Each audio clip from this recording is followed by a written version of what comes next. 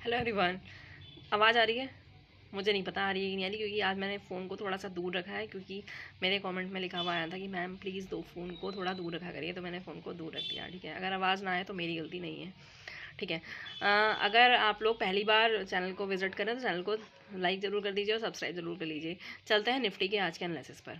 क्या हुआ था आज सुबह 9:15 वाला जो कैंडल बना, उसको देख के मार्केट ने बहुत ज़्यादा मूव नहीं करना है, वो समझ में आ रहा था। एक इंडिसीजन कैंडल बनाया था उसने। ठीक है, इंडिसीजन कैंडल के बाद फिर भी उसने थोड़ा सा मूव दिया, थोड़ा सा ऊपर गया और वहाँ से फिर वो नीचे आ गया और फिर वहीं पर उसने पूरा दिन टाइम बिताया है। और जो मूव दिया है वो 2 बजे के बाद दिया है उसने, और 2:45 तक, और उसके बाद उसने वहीं टाइम पास करके नीचे क्लोजिंग करी है। ये था निफ्टी का आज का दिन।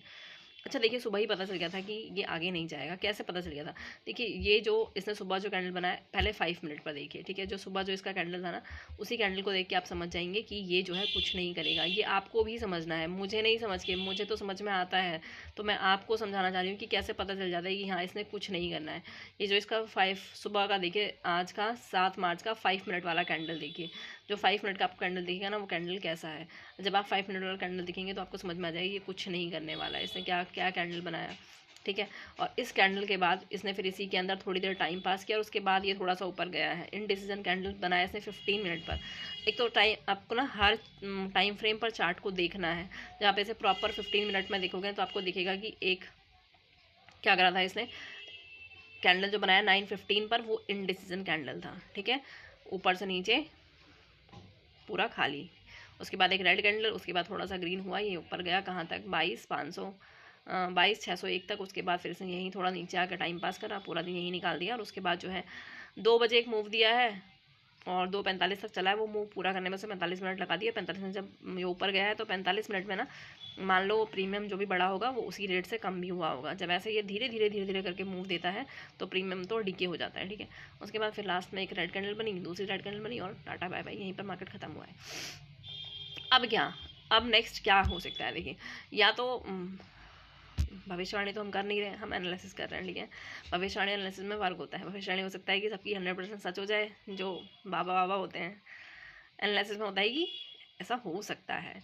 अब देखिए, यहाँ पर ना जब हम 5 मिनट वो देखते हैं तो 5 मिनट में ये सारी इसने मतलब यहाँ से 3 बजे के बाद सारी रेड कैंडल है इसकी। ठीक है, 5 मिनट में सारी रेड कैंडल है। और 1 मिनट पर जब आप इसे देखोगे तो 1 मिनट में भी क्या करा है इसने।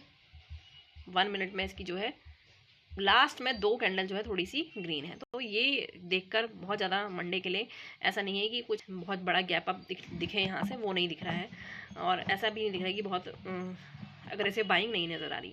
लेकिन क्या है ना, बीच में 2 दिन है, सैटरडे है और संडे है, कुछ भी हो सकता है चेंजेस, क्योंकि हमारे बाजार बंद होने के बाद भी ग्लोबल मार्केट चलते हैं।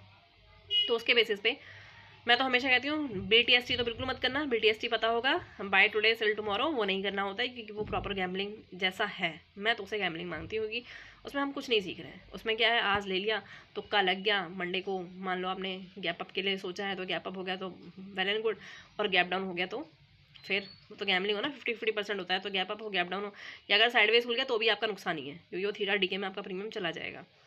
फिर उसके बाद क्या है, जब निफ्टी ने इतना सब कर लिया तो मैंने तो मॉर्निंग में कह दिया था कि आज इसने बहुत अच्छा मूव नहीं देना है, और उसके बाद मैंने मार्केट छोड़ दिया था।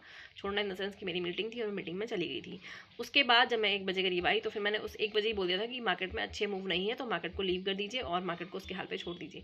अगर आपने छोड़ा था या नहीं छोड़ा था, ये ज़रा कमेंट बॉक्स में लिखिएगा। ठीक है, अगर छोड़ दिया था तो हाँ लिख दीजिएगा, नहीं छोड़ा था तो बता दीजिएगा नहीं भैया हम तो ट्रेड कर रहे थे।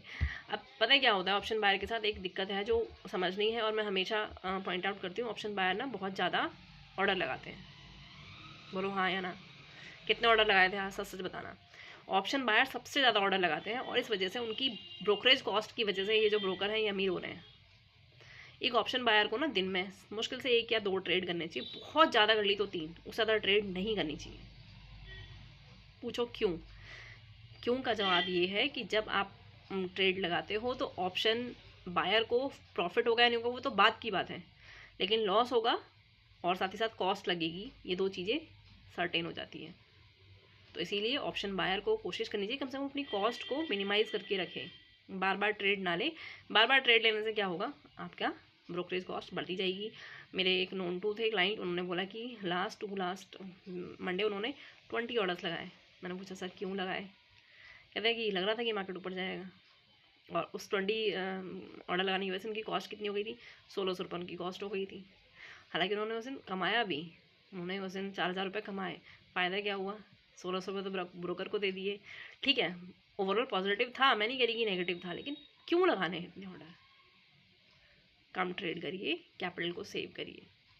अच्छा, हमें कैसे पता चलता है कि मार्केट अब कुछ नहीं करेगा, या मार्केट यहाँ पर साइडवेज हो सकता है, या मार्केट यहाँ पर टाइम बिताएगा, हम कैसे अंदाज़ा लगाते हैं, इसकी मैं आज बात करती हूँ। देखिए, जब इसने ये एनालिसिस मैंने मॉर्निंग में मार्केट खुलने से पहले कर लिया था। क्या था ना, मैंने इसको बड़े टाइम फ्रेम पर देखा, निफ्टी को बड़े टाइम फ्रेम पर जब मैंने देखा, इसे मैंने देखा डे टाइम फ्रेम पर। ठीक है, जहाँ मैंने आपको टाइम फ्रेम देखना सिखाया, वीडियो देखिएगा टाइम फ्रेम वाला, जब जहाँ टाइम फ्रेम देखना है वह डे टाइम फ्रेम है।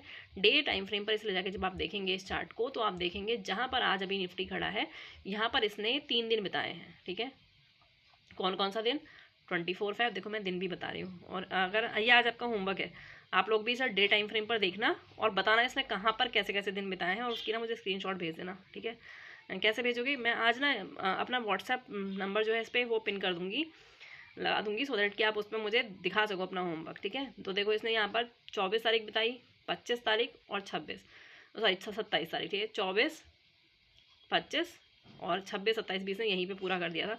तो अब सोच के देखिए, जब इसने यहाँ पर इतना दिन बिताया है, अब ये इसी फ्लो में वापस जा रहा है, तो हो सकता है ना कुछ टाइम फिर रुक जाए यहाँ पर। अब मैं नहीं कह रही कि ज़रूर रुकेगा, रुक सकता है।